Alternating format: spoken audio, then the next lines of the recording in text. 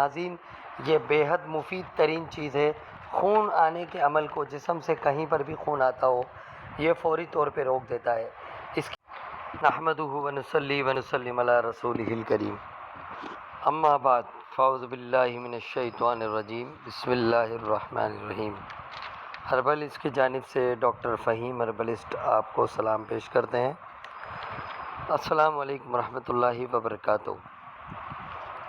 ناظرین، اس سے قبل کہ آج کے پلانٹ کا میں آپ سے ذکر کروں، میں یہ ضروری سمجھوں گا کہ ڈاکٹر فہیم ہربلسٹ کی طبی خدمات سے آپ کو آگاہ کروں۔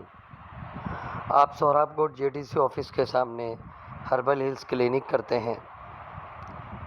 اس کے علاوہ آپ دبئی، کویت، جدہ میں بھی کلینک کرتے ہیں۔ آپ مارننگ شو کرتے ہیں K21 اور جی ٹی وی پر۔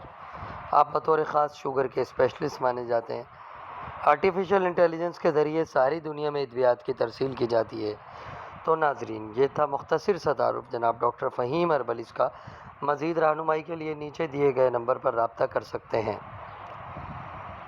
تو آج کا جو ہمارا پلانٹ ہے وہ وشوکرانتا کا پلانٹ ہے۔ یہ جو سامنے آپ پودا دیکھ رہے ہیں، اس میں نیلے پھول ہوتے ہیں۔ وشوکرانتا بہت ہی مشہور چیز ہے۔ اسے انگریزی میں کلیٹوائٹر نیشیا کہتے ہیں۔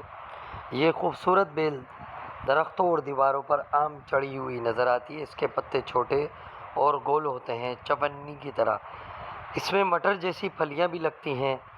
پھلیوں کا جو انداز ہوتا ہے وہ دونوں سائڈ سے تلوار کی طرح ہوتا ہے، یعنی ایک سائڈ سے اوپر کی طرف ہوتی ہے، موڑ دینے پہ دوسری سائڈ بھی اوپر ہی کی طرف جاتی ہے، یعنی ایک نیچے اور ایک اوپر۔ یہ اس کی خاص نشانی ہوتی ہے۔ پتے کھردرے ہوتے ہیں، اور وشوکرانتا کے جو پتے ہوتے ہیں وہ نیلے، اس کے جو پھول ہوتے ہیں وہ نیلے بھی ہوتے ہیں اور سفید پھول بھی ہوتے ہیں۔ اس کی ایک بھی اور پراجاتی مانی جاتی ہے جو زرد پھولوں والی ہوتی ہے۔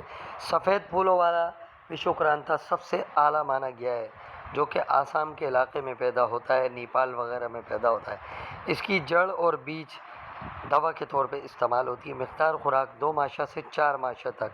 پیدائش مالابار، مشرقی بنگال وغیرہ میں۔ عام طور پہ گھروں میں بھی لگایا جاتا ہے، باغوں میں بویا جاتا ہے، اور قدرتی طور پہ بھی پایا جاتا ہے۔ ناظرین، یہ بے حد مفید ترین چیز ہے۔ خون آنے کے عمل کو، جسم سے کہیں پر بھی خون آتا ہو، یہ فوری طور پہ روک دیتا ہے۔ اس کی جڑ، اس کے پتے جو ہے خون آنے کے عمل کو روک دیتے ہیں۔ اس کے علاوہ اس کو عام طور پر ویت بشکل سفوف سونٹھ اور کالی مرچ کے ہمراہ استعمال کراتے ہیں، جس سے بڑی ہوئی تلی اور جگر وہ نارمل ہو جاتے ہیں، اور جگر کے اوپر جو فیٹ ہوتا ہے، جو چربی ہوتی ہے، وہ ختم ہو جاتی ہے۔ ہر قسم کی چربی کو گھلانے کے لیے، پیٹ کو کم کرنے کے لیے اس کی جڑ اور اس کے پتے استعمال کیے جاتے ہیں۔ یہ تھا مختصر سا تعارف وشوکرانتا کا ڈاکٹر فہیم